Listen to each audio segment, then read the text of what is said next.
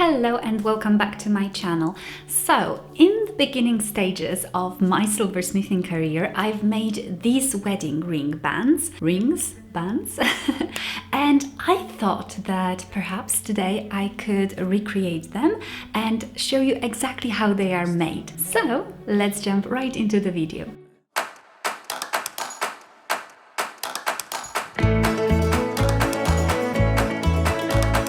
There are wires available in different sizes and shapes. The ones I am using today are rectangular, 5mm and 3mm wide. To measure your ring, you will need a couple of tools, a ring sizer and caliper. Once you know the size of your ring, you can use an online calculator to calculate the length of the ring blank you will need. I will be making a hammered pattern on the rings, and because hammering usually enlarges the ring, I will need to take it into account when sizing, so I will make the ring just a bit smaller so that it gets to the right size after hammering.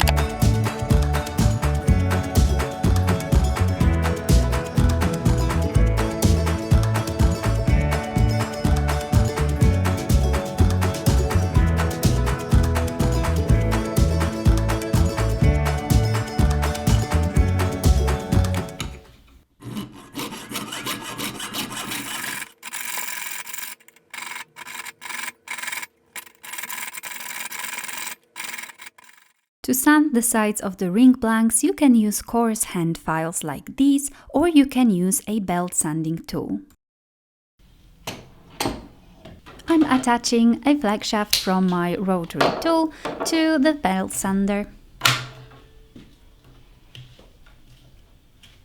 Always wear protective equipment. Nice! Let's get started now with the belt sander.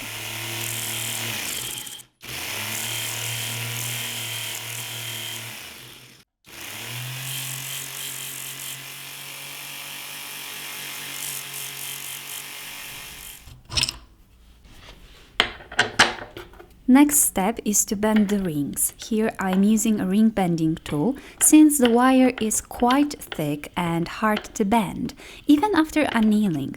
This will make the bending a little easier. Whoa, whoa, whoa, whoa, whoa, whoa, whoa.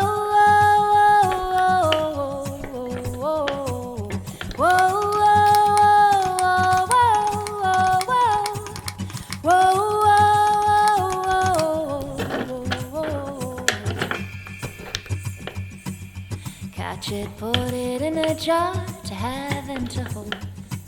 To save for later, you cannot trust it to come again. To wait for you to find a pen and fill the paper with the message that it wants to send. Grab it, hold it by its tail before it escapes. You know its ways and you cannot lose it, that's what you fear. So hold it up against your ear and very carefully listen. I'm not closing the rings completely here. I will use half-round pliers to close them for soldering. The reason I do this is because I want to make sure that the ends meet perfectly and that there is no gap. For the solder to flow, the ring should be closed flush and no light should be able to come through. This way you will get a strong seam and your solder will flow easily. As you can see, there are still gaps and the ring doesn't close perfectly. So I'm going to use this little trick with the saw frame where I saw through the gap, which helps to even out the edges even more. And I also used a nail file, which is quite coarse but very thin, so it fits between the edges, and it helped me to smooth out the edges even more. And as you can see, it looks so much better now, ready for soldering. And now I'm closing the other ring, which is actually a bit thinner, so it's much easier to shape it with my own fingers, and I don't have to struggle too much with this one. And yeah, the edge looks pretty good. I mean the gap. There's not much space, but I'm also using my saw frame to make sure that it's flush. Now it's time to solder our rings. I am heating up the rings a little bit, and then I'm adding a special flux that creates a layer on top of the metal, kind of like coating, and this prevents the fire scale, so it protects the metal from fire stain and fire scale. Then I'm adding hard solder, and I'm adding 2 small pieces each. Normally I would use just a single piece, but because these are so tiny, I'm using 2, and I'm adding flux for soldering.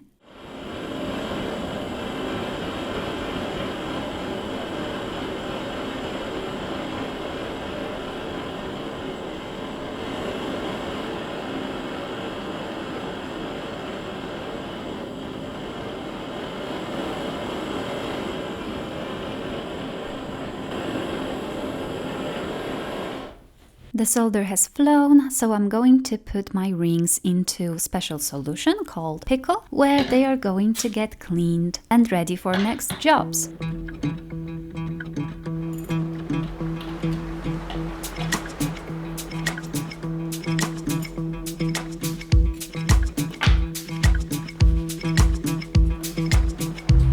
Our rings are soldered, so now it's time to shape them, because as you can see, they are not perfectly round. For this, I'm using just a ring mandrel and my rawhide mallet.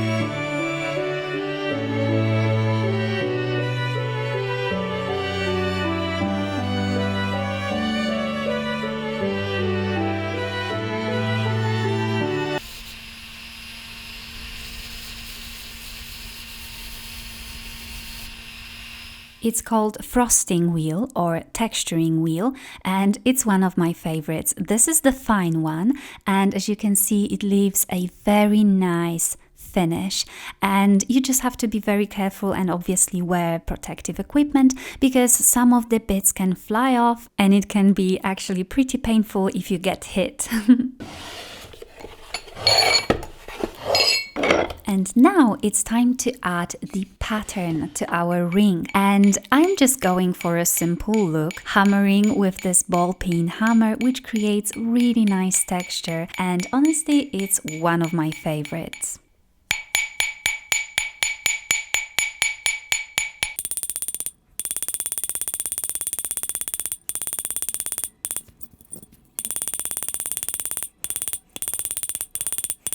You will see now that the ring got enlarged a little bit from size 8 to 8.5. Well, probably it's only quarter of a size, but it still changed the place where it falls on the mandrel, here on this step mandrel. And that's why it's important to consider this when sizing in the beginning.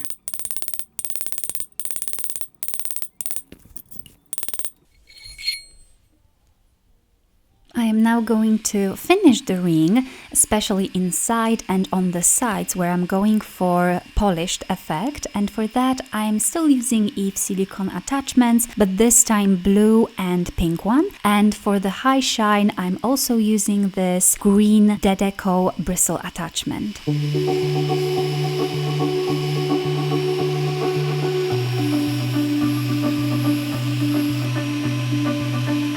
I finished with the rings. They are very dirty, so I'm going to wash them now.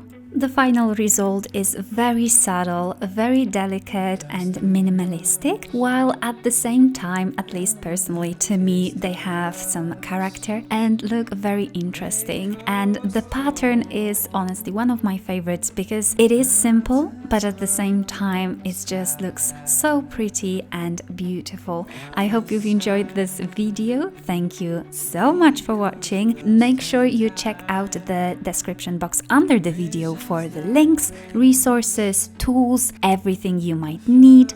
And yeah, thank you so much. Bye!